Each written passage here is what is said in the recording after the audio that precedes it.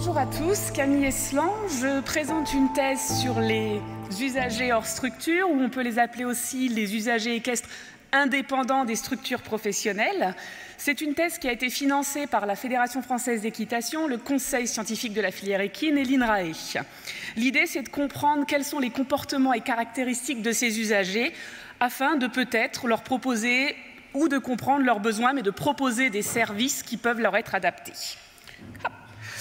Ce qu'on a vu, c'est qu'en fait, on voit le nombre de licenciés et d'adhérents aux clubs sportifs et aux fédérations baisser, et certainement parce qu'ils s'auto-organisent seuls ou à plusieurs.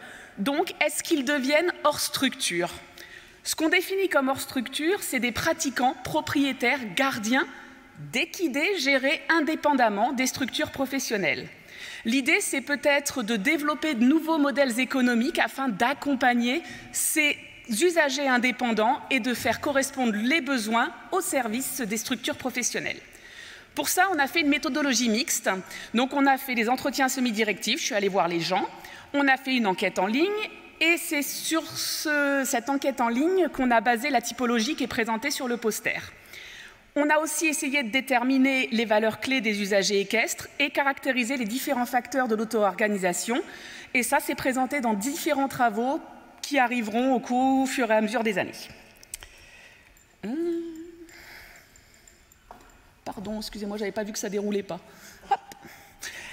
Quels sont les types de motivations initiales qu'on a repérées dans nos enquêtes et dans nos entretiens? En fait, on a des passionnés par l'activité équestre, souvent parce qu'ils ont été insatisfaits par les structures professionnelles, ils s'auto-organisent et deviennent hors structure.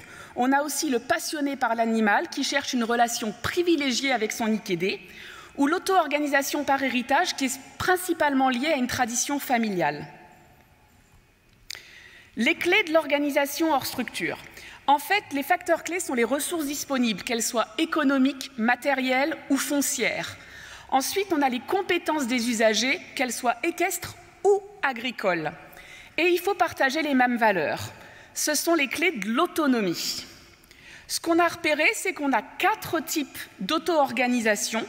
Le majoritaire, c'est l'organisation solo, où en fait les gens adaptent leur système par des paddock paradise ou par des terrains à proximité de leur maison principale, ce qui leur permet de faire les tâches principales et quotidiennes tout seuls.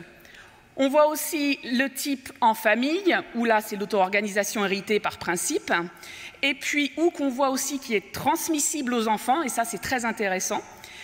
Avec des amis, eh bien, c'est en fait des gens qui se mettent ensemble avec leurs équidés, et puis l'auto-organisation avec des professionnels, principalement parce que c'est pendant les vacances pour du gardiennage, ou parce que les équidés sont placés loin de l'habitation principale. Si vous voulez plus de caractéristiques, il y en a beaucoup, mais là, je vous laisserai aller voir le poster en détail. Ce qu'il faut retenir, c'est que l'auto-organisation, ça nécessite des ressources et des compétences extrêmement variées, que les hors-structures ont des besoins spécifiques qui sont complètement différents de ce qu'on peut trouver dans les structures équestres type centre équestre, qu'il y a la nécessité de partager les mêmes valeurs pour une organisation à plusieurs entre amis ensemble, et que s'auto-organiser, c'est une adéquation avec ses propres valeurs, notamment du point de vue bien-être équin.